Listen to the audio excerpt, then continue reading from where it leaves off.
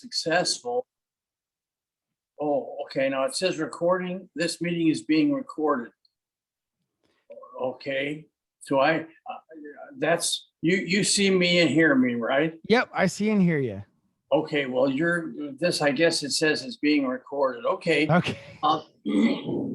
But as I was mentioning, everybody has defining moments that they can go back to and say, that was a moment when I had a change take place that's got me started towards the success. So Mm-hmm. I'm in good shape. So whenever you're ready, why don't you ask? Now, are you going to introduce me at all, or Yes, sir. what's the plan? So what I'll do right now is I'll do my normal introduction that I do. So I'll tell my listeners, thanks for joining on the podcast. Do my introduction, introduce you to the hot seat, and then we'll ask the first question and go from there. Okay, I'm sorry it's a little dark, but it's just totally dark outside. So Tom, you're okay. Your lighting looks good. Okay, good. Oh, good. All right, whenever you're ready, bud. All right, sir. What's up, guys? You are listening to HVAC Masters of the Hustle podcast, and this is your host, J-Dub Moneymaker, and welcome to episode 124, you guys. First off, I want to say thank you for everyone that reaches out every week and truly tells me how this podcast is bringing you and your company to the next level. And for all my new listeners out there, make sure you smash the subscribe button, because this podcast is bringing thousands and thousands and thousands of people to that next level. And for those of you that follow the podcast, you guys know I have a big event with the Weldon Long, November 11th and 12th. We're going to be on stage bringing you and your company to the next level. And man, do we have a great episode for the podcast today. You guys ask, you shall receive. And let's go ahead and give a big welcome to the one and only legend, the sales guru, Tom Hopkins. How are you doing, Mr. Tom Hopkins? Oh, Mr. Hopkins, you'll have to unmute yourself. Sorry about that.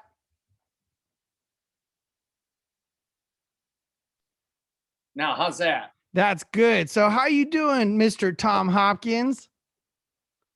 Well, I always have an answer for that question that I teach all my people that come to my seminars, and that's unbelievable, because you can have the best day of your life and it's unbelievable, and you can have the worst day of your life and it's also unbelievable. So I'm sitting here, Jason, in a huge storm, probably more rain in the last 6 hours that we've had in the 6 months here in Scottsdale, Arizona. And so you might be hearing some thunder, and we've had lots of lightning, but I just wanted to set that up so people weren't going, what is that pounding noise? But anyway, so yeah, well, I'm pumped to be on the program. I know, well, that's the thunder. Anyway, so yeah, well, I'm excited to be on your program, and it's super that I talked to Weldon Long just a little earlier. He's a dear friend, and he was so excited that we were going to meet, and he told me that your success story and so forth. So I think it's just super that in a way we're both giving people things that can help them have a better life.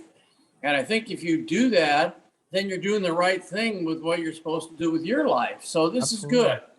So absolutely. You're just fire, we'll let them have it.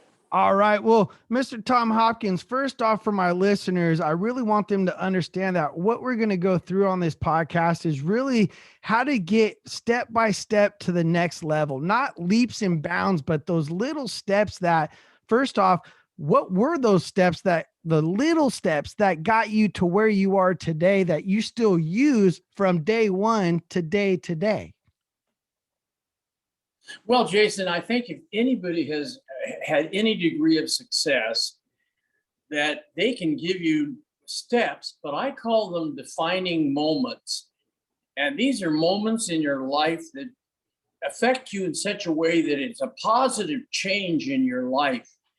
And it happened to me. I wasn't a good student in grammar school or high school. I was a C or B student, and my dad and mom were, from the old school, and my dad had a firm belief that if you didn't go to college and get a degree, you would probably never be a success. Mm-hmm. And so I did start in college, and I only lasted for 90 days. It wasn't for me. And I came home after 3 months and told my dad I wasn't going to college. And my dad was a strong man.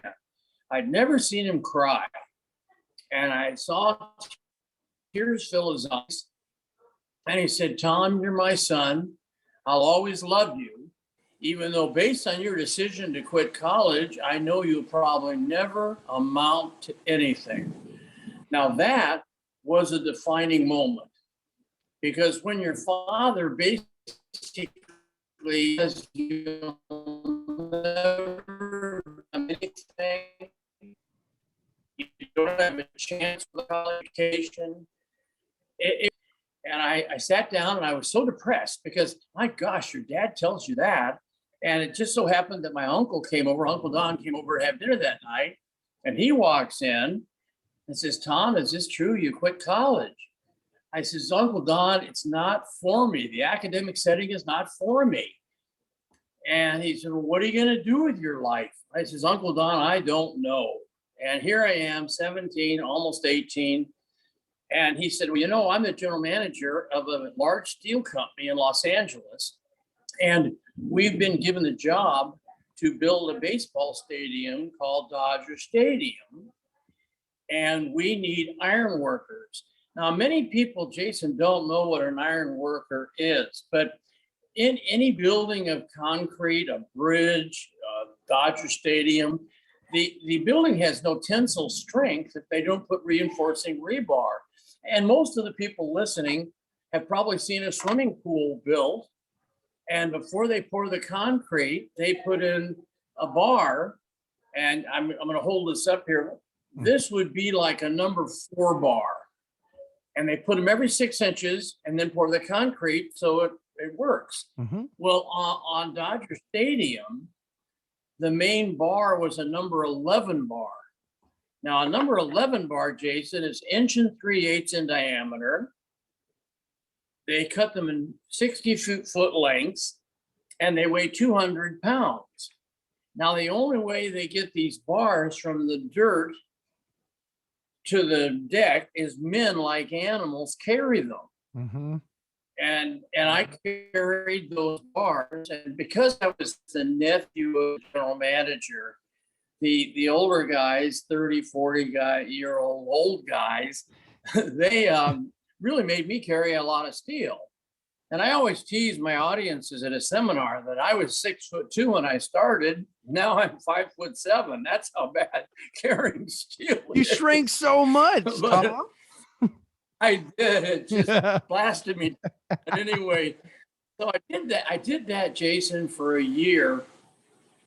And my dad was proud of me because Uncle Don said, your son outworks all the other men. And a lot of the older guys don't want to even carry steel with him because he moves so fast. And so my dad said, I'm proud of you, son, but what are you going to do with your life? I said, I don't know, Dad. He said, my dad said, look, you're 18 now. And in California, you can get a real estate license at 18. So why don't you go and get a real estate license? And of course, I said, Dad, I'm not that smart. I hear you have to pass an exam. He says, you can do it, and so forth. And so I enrolled in real estate school. And sure enough, I failed the real estate exam 3 times. And thank God the 4th time I passed. So hang on. Tom Hopkins isn't perfect, right? Oh, gosh, no, I sure wasn't. Okay. But anyway, finally I got a real estate license, but I had a challenge. First of all, back in those days, many years ago, there were very few teenagers in the real estate business. It was unheard of.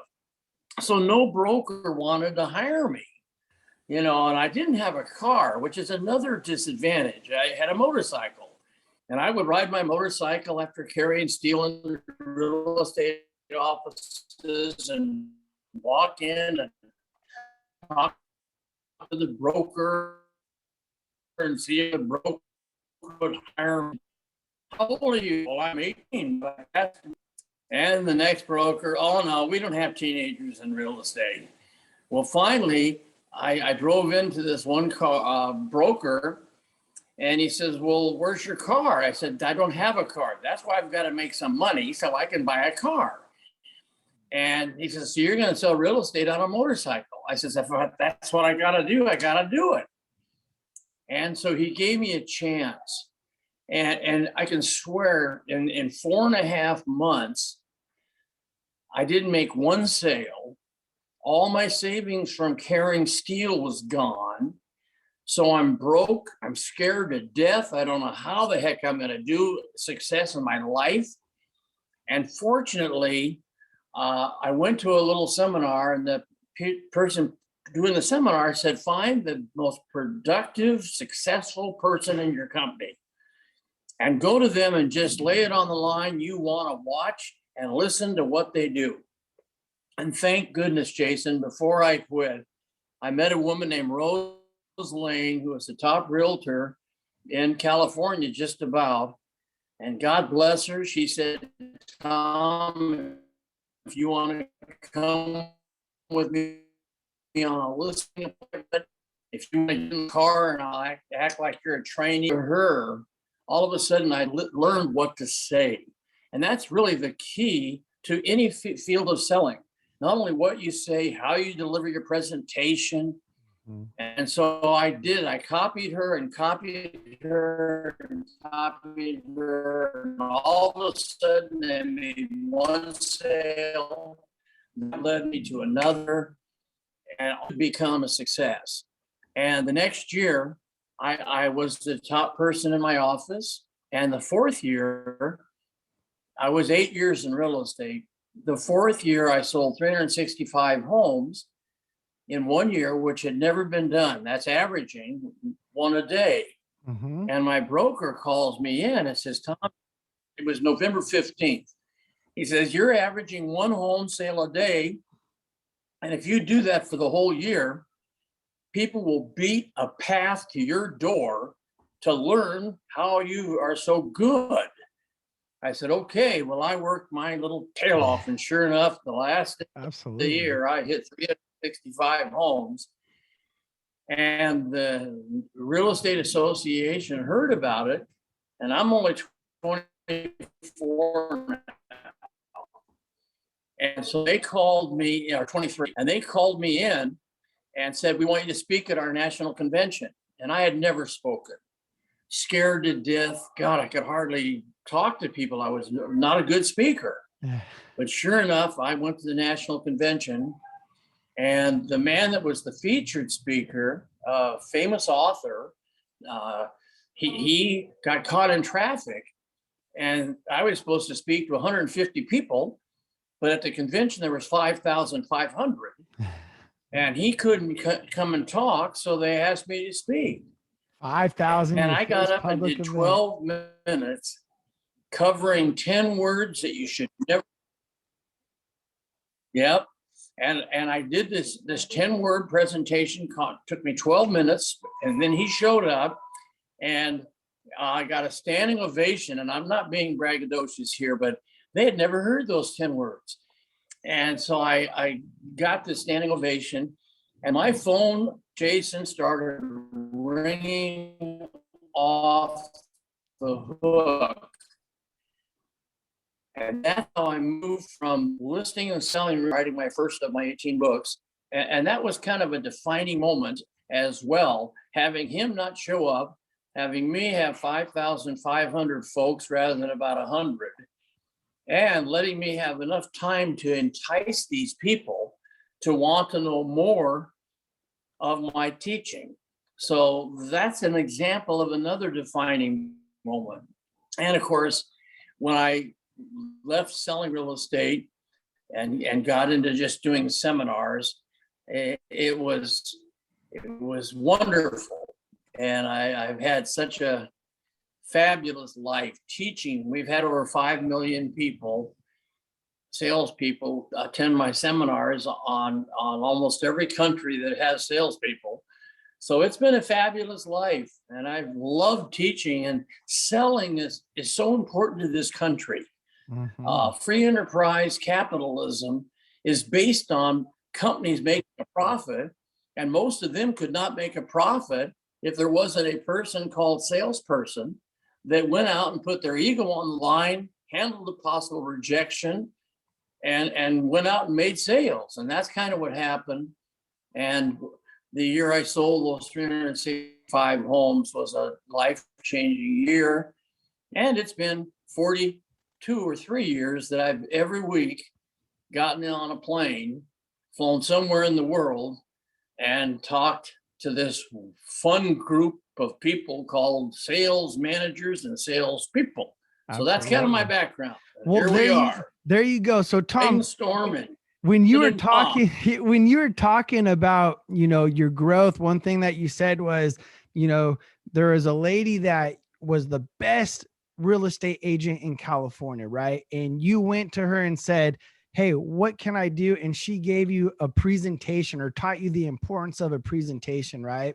For my listeners out there right now that might be going into a house blind with no presentation, can you tell them the importance of going in there consistently and doing the same presentation every time?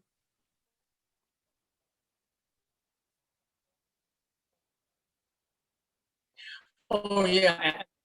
This is something I have in sales realized, that if you watch a movie with men and women that are actors and actresses that make millions of dollars because of their talent, they don't go into the movie and just wing what they're going to say.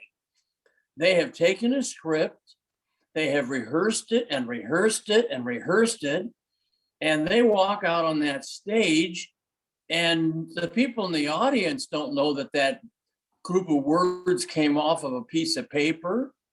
They just think that was so beautiful. You watch Gone with the Wind or any of the old famous classics. Those folks didn't wing the script. And that's what salespeople have to realize. You have to get a presentation that worked, like I did from Mrs. Lane. Then you have to, like a pro, you have to do what all pros do, and that's practice. And that's why the great athlete, the Tiger Woods, God bless him, we pray for him, or Phil Mickelson, or any of the great golfers. I remember when Tiger Woods would come out, I belonged to a club in California back then, and he was a member. And this is back when he was just a young guy starting. But we knew he was going to achieve greatness just watching him stand on that practice tee. And I watched him stand 4 or 5 hours. And sometimes he'd take just a 9-iron, and he would hit it and hit it and hit it. And then, of course, I thought, no wonder we that aren't very good, we hit 10, 20 balls and run to the first tee. So all of you listening, you have to learn what to say, how to say what you want to say. Then you've got to make a commitment to do what I call practice, drill, and rehearse, so that what you say flows. If they say it costs too much, you have 14 words that you're going to say. If they say they want to think it over, you have 73 words. Now, I know that sounds funny, but if I delivered them to you across a table or desk, you would never know that this had been practiced, drilled, and rehearsed to where it flowed, it was natural, and it got the job done, where I did convert a possible no into a yes, which is what pros do every day of their life. So let me ask you a question, Tom. So when we hear that 2-letter word no, right? Does that mean that we're at the end of the game, that we pack up and we leave? Or how do we convert that no into the 3-word yes? Well, let me give you an example. When I went into management after selling, I managed for 3 years. when I would hire a new person, I would make them learn certain things. And the first thing I would let them know that every yes you're ever going to get is hiding behind the word no. And if you're really going to make a lot of money, you must learn the way to get past the no to the yes. And we played a game with it. For example, let's just say the person right now watching us might make, as an example, $1,000 if they got the yes, got the check, closed the sale. Or let's say they get 1,000. Well, let's say they have to meet 5 qualified people to close one sale. Well, that means they make $1,000 to get the one yes, but the 4 no's are still worth $250. Yeah. And that's the game you play, to where, every no is worth money because it's leading me to the yes. And that's why you can never quit. You can never lose your attitude. You can't take the rejection personally, and you have to keep on keeping on, which is what successful people do. Absolutely. I call it the Goya formula. Goya, Goya, Goya. Get off your anatomy, and that's what we must do every day if we're successful. Absolutely. So that's the formula right there. Is Y-O-Y-A, or sorry, G-O-Y-A. Sorry about that. No. Yeah, that's called Goya. Get off your anatomy. And that means keep moving, keep active. Because your activity level this month will determine your productivity next month. And it is really, in a way, Jason, a numbers game.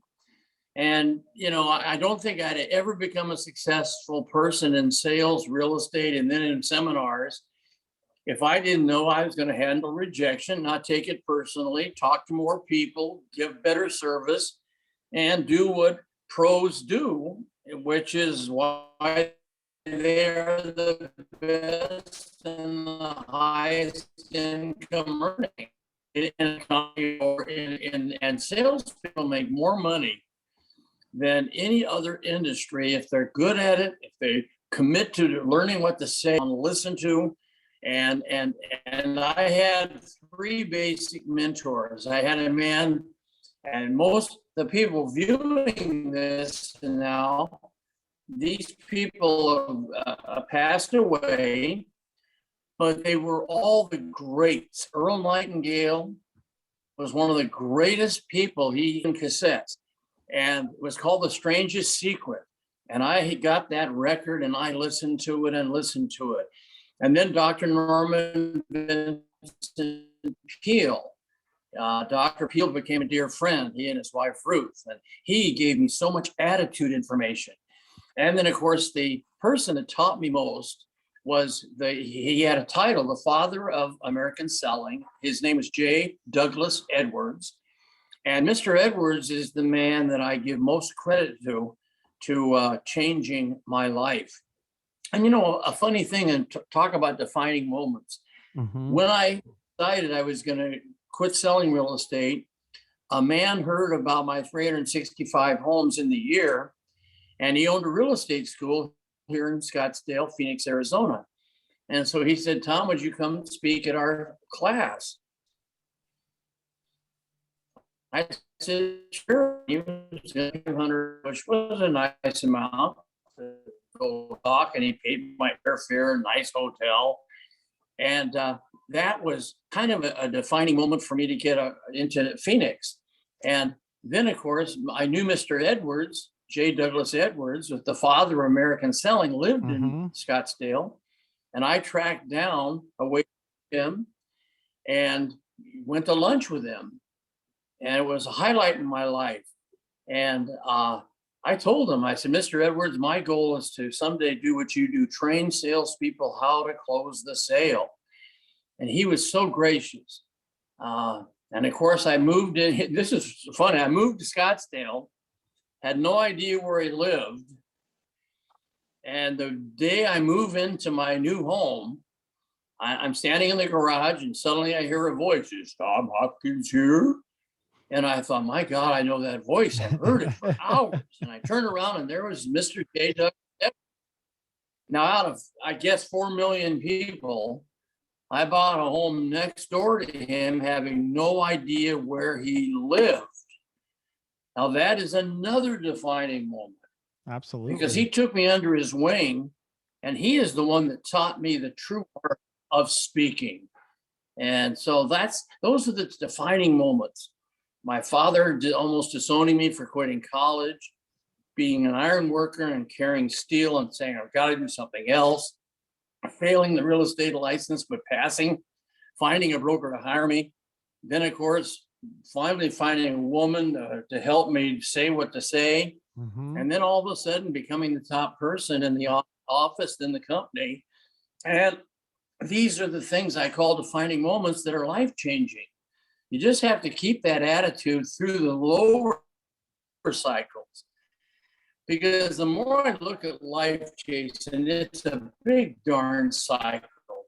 You'll have a period where everything you touch turns to gold, turns to something other than gold. And that's just the way life is. Absolutely. Tom, let me ask you, you being this public figure, being on stages, talking about the first time you were on stage, you happened to do it in front of 5,000 people. And I'm sure you've done stages even larger than that now. Do you still get nervous going up on stage, or is it something that you've done so much and so well throughout the years that it's just first nature? Do you still get those butterflies? Yes, in fact, I think that's important that you do. Uh, Before every seminar, I spend time in prayer.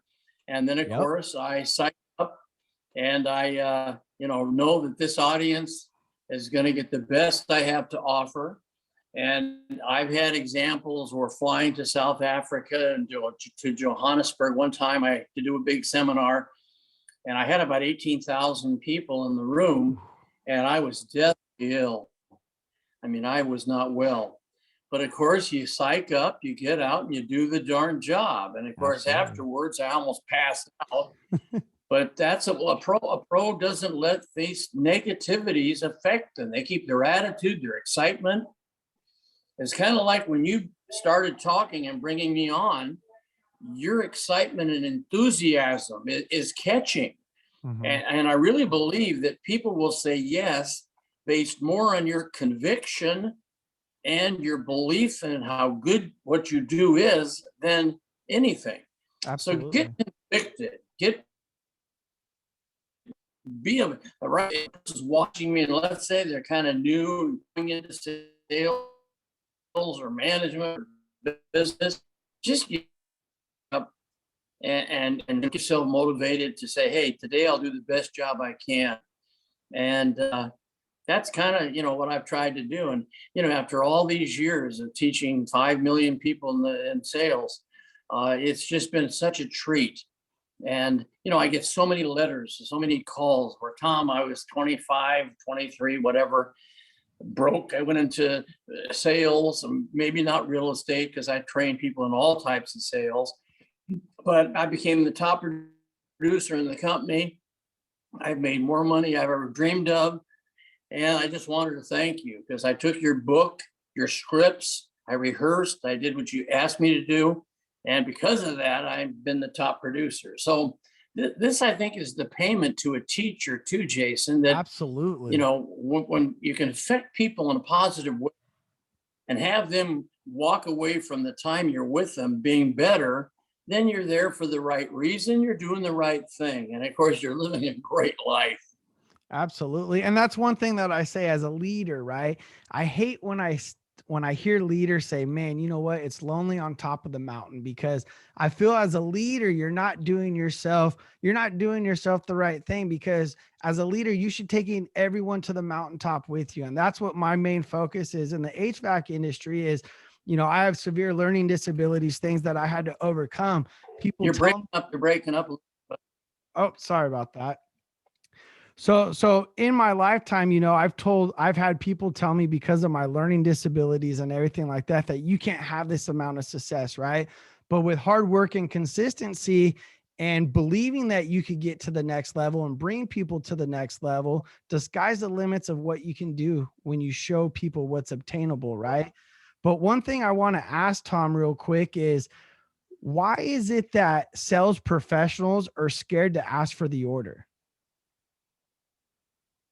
Well, the normal fear is because they don't want to be rejected, or they don't know how to smoothly transition from the presentation to then asking minor closing questions. Then moving into close it, it's not charm, it's real objections. I mean, the 7 fundamentals of selling any product will never change. And the one that number 6 is closing the sale, which is the biggest art form. But the people I've been fortunate to train, they know how to make it a beautiful, nice experience. It's not push right questions, and you're an extremely good listener. See, one of the challenges I find, Jason, is when people are attracted to go into selling, they're probably the they're not the internal. Oh, I'm messing this up. You're good. Anyway, when they go into sales, they're talkers instead of listeners. Yeah. And the challenge is if you're talking, you're only learning what you already know. Yep. And so the real art form, if anyone said, Tom, what's the most important thing to do is don't talk and tell, ask and listen. Mm-hmm. And then because of you listening, you'll know exactly what you need to ask next to get them to the next agreement, leading towards the final yes, which is them writing a check and saying yes to you, whatever that might be. Absolutely. That was going into my next question. It's crazy because me traveling the nation doing ride-alongs, it's crazy that sales professionals or people in my industry, they don't listen, right? And when I say they don't listen, we go into homeowners' houses and we're strangers, right? And they open up to us. Like I've had people tell me that their kids committed suicide. The reason why that they have their grandkids in the home is because their kids are addicts and they lost their kids.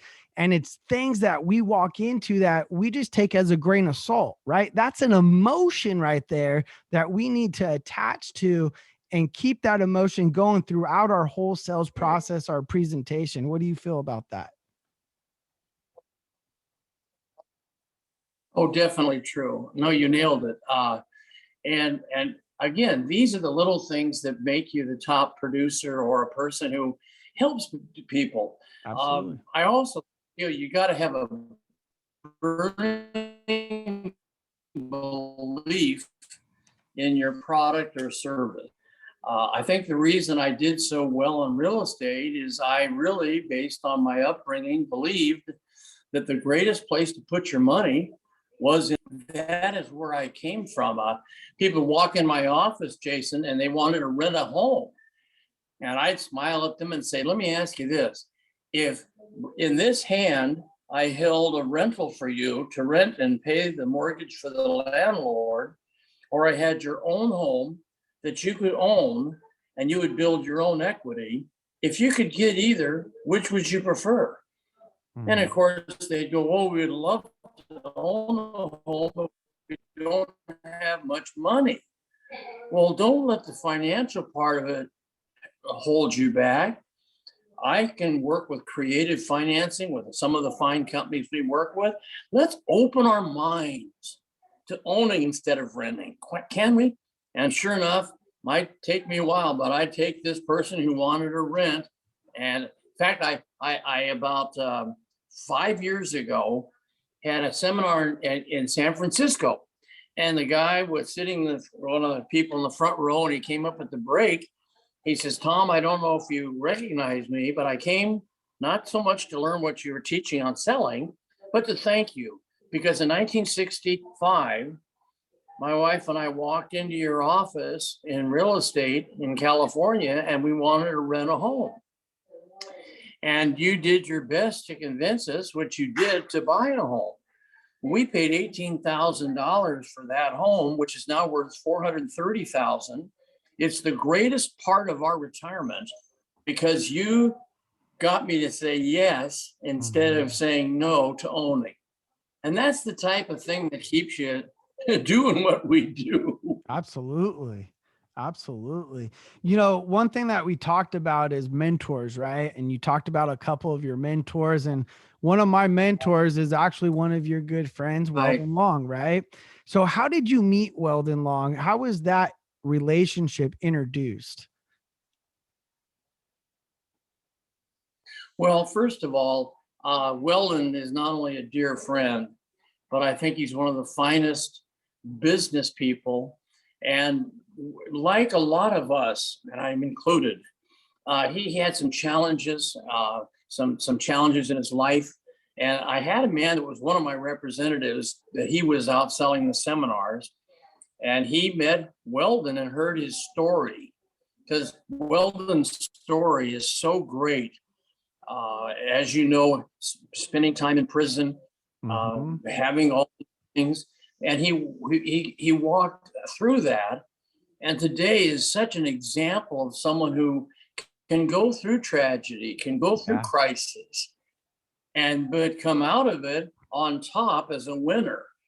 And so he and I met, and because of his story, he flew because my representative said, "I'm going to have you meet Tom Hopkins," and of course he says, "You're kidding." And so Weldon flew out to Virginia Beach to just have a meeting, and we spent an hour. But right away, I could see that he had a true story that needed to be told. Mhm. And then, of course, we became friends, and my wife and I stayed at he and his wife's home Yeah. in Colorado Springs. Beautiful And then, home. oh yeah, right. And you know, it's so perfect for him, and he so deserves it. Yep. And it's so funny because I got on the phone this morning, and so he and his wife they're making plans to come out and visit us in September for a week. So we're excited. But he has to be a living example of everything that I feel I believe in. You Mhm. know, the stick to itiveness, don't give up, keep your attitude, and then become an example for others of what they can become, which he definitely is. And I just love him to pieces. Good man. Absolutely. You know, he's done a lot for me to help me get to where I am right now, you know, took me under his wing and everything like that. So I have huge, mad respect for that gentleman. You know, as we continue this podcast, I got to ask you, you know, a lot of times we go out there and we ask multiple times for the sale if we do, right? And we get no, no, no, no. How many times should we ask before we get a yes? Well, believe it or not, in testing a lot of our students, which I do, I keep up to date by going to companies and finding some of these people who 20, 25 years ago came to my seminar and today, you know, are extremely successful. And I always sit down with them and say, what's different today than it was back then? What's new in selling? And I Mhm. pick their brains, but I really believe you have to do that. I try to not give the same talk to every company. I try to learn their product, learn their service, almost like I'm one of their people.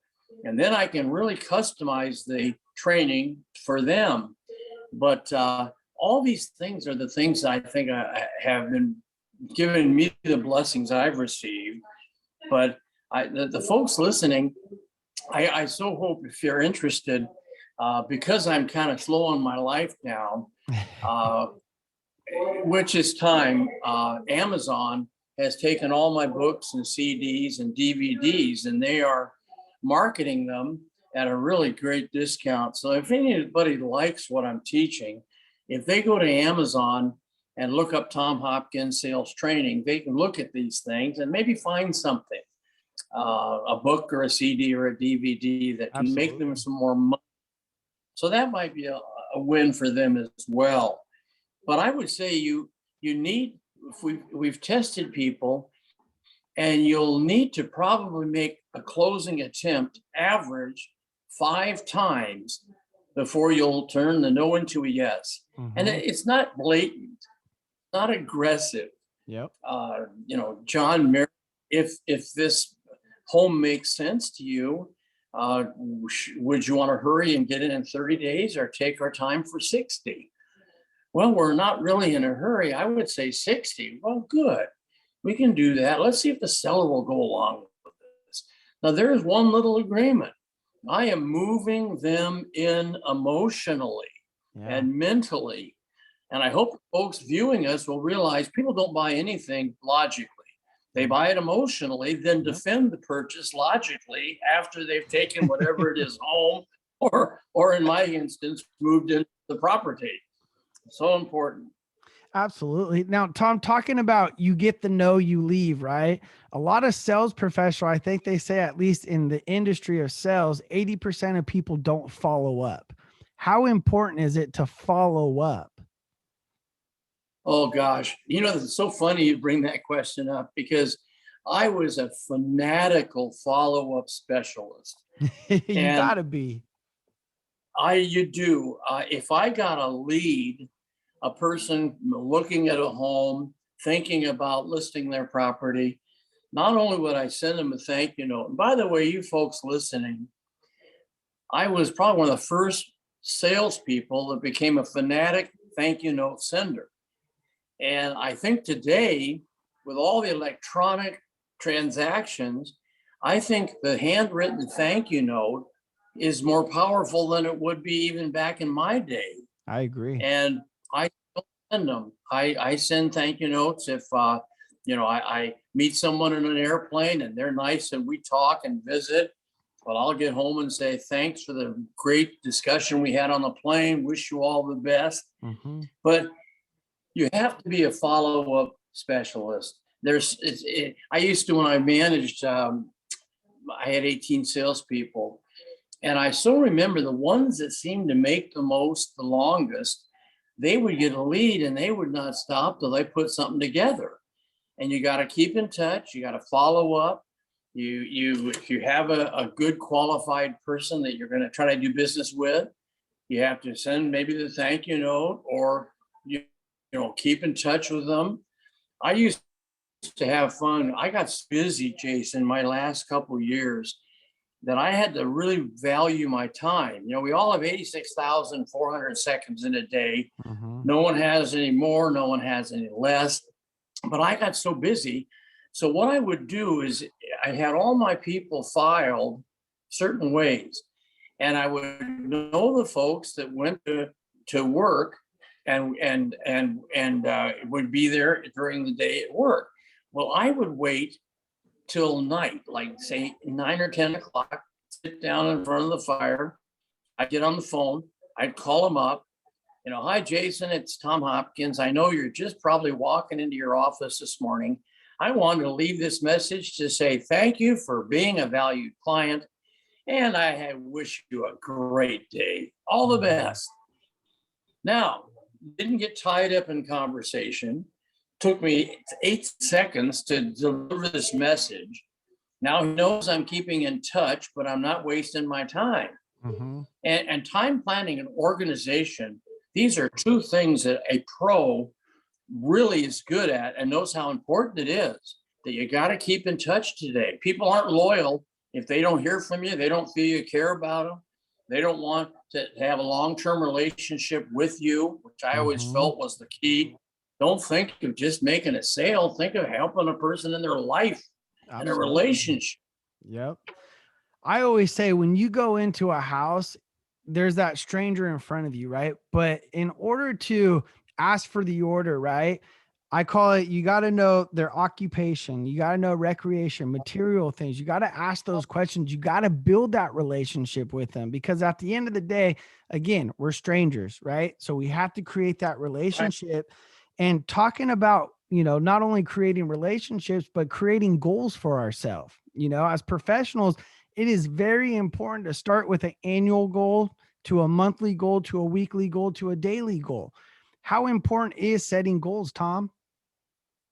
Oh gosh, I'll tell you, I don't know anyone who's achieved a high level of accomplishment in life that wasn't setting their short-term goals and their long-term goals. And I think you need to really, and what you might want to do, some of the folks that aren't in real estate, you may want to figure out from some of your top producers with their type of goal setting, because it's different for lots of people.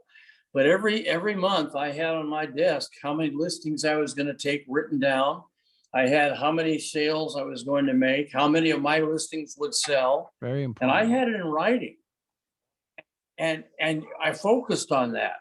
And my long-term goal was to have a net worth at a given point where I could live off the interest my money made. And I've always tried to teach that, you can't just talk about goals. You've got to write them down. You have to have some type of goal setting device to where you focus on it. I used to, when I wanted to go, like say, take my family on a vacation to some place, I'd get a big poster of the place, put it on my wall, Yep. told kids where we were going to go, have Vision them look board. at it. Yep. Yeah, vision boards in essence, right. And these are the type of things that average people don't do, but successful people seem to have always done it. Right. Absolutely.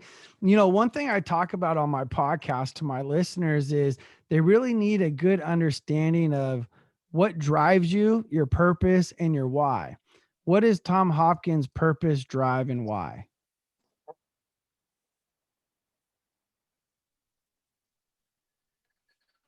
Well, I think my was always been to use the talents I've been blessed with to help others take the teaching and have a better life. Mhm. I mean, this is, I think, mentioned to you when you receive a letter from a man or woman who says you had a life-changing experience by, using my teachings. Well, that's really the payment, and that's what's kept me almost every week for 42 years on an airplane trying to teach people. And that's hard, man. Like I said, I'm new to the whole training game and everything like that, but I'm the fastest national trainer for our industry. And I'm on a plane. I'm in 5 to 6 states a month, and I was adding how many miles I've gone in the last 4 weeks, and I've done like 25,000 miles in 4 weeks, which is just crazy for me to think, you know. I know you I guys are all Million can Miles relate. Club and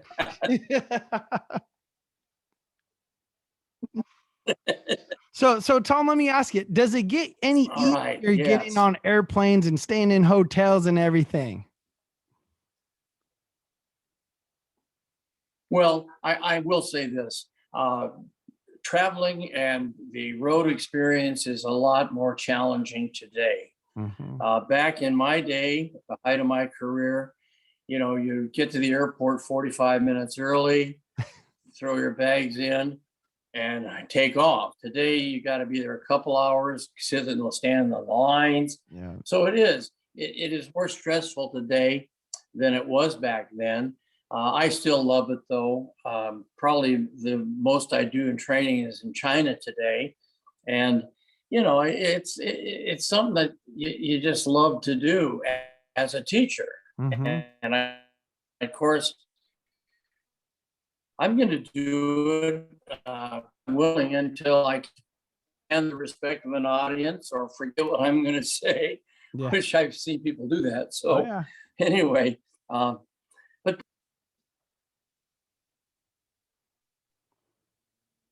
Talking about real quick, this sales game, right? There's a lot of negativity in the sales game, and we get beat up because we get a lot of people out there get a lot of rejections, right? And it's human nature to fear rejection. So when we continue to get rejections, how do we stay out of our own heads? How do we keep that positive mindset going? well, I think again, it's all part of your attitude. Um, I think that the attitude you keep on a daily basis will determine your long-term success. And there's no doubt, none of us love to or enjoy being rejected.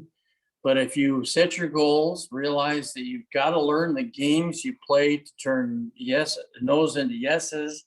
You have to also stay focused on your short-term goals, weekly, monthly, annual, and so forth. And I think, you just have to realize that the people that get the most have given the most. And if you'll think of serving and not selling and have this attitude of helping people have a better life because of you being involved in their life, it's a tremendous way to live. And you can certainly be thankful if that's your situation. Absolutely. And I love what you said right there is, you're not selling, you're creating a relationship with them, right? You're impacting their life. And when we go in there, for my HVAC listeners out there, we're impacting their life, right? We're making a difference in their comfortability so they could go into their house and not be stressed, because I don't know, if you've ever been in a hot house, 90 degrees with no AC, people, their emotions start to come out, right? So we get to help fix their emotions, give them what they want, give them solutions. Tom, I got business owners listening to this podcast. I have dispatchers, I have installers, I have sales professionals, and I have service technicians that sell. What would you like for them to get out of this episode of HVAC Masters of the Hustle? I would say the main thing, I have a champion creed, and it's a creed I've tried to live by. And I'm going to kind of give it to you. I'm not judged by the number of times I fail, but by the number of times I succeed. And the number of times I succeed is in direct proportion to the number of times I can fail and keep trying. And that little champion creed has been the foundation. You're not judged by the number of no's and failures, but the number of yeses and successes. And you'll only get those if you don't slow down and they keep your attitude and your excitement. And again, your enthusiasm and conviction is so, so important. So love what you do, love people, use money, don't use people, and love money. And if you do, you'll make a lot of money. Nice, nice. Well, thank you for being a guest in the podcast. It's a huge honor to have the legend, Tom Hopkins. So thank you very much, sir. All the best, Jason. And to all of you viewing, all the best. Go, get them. Bye-bye.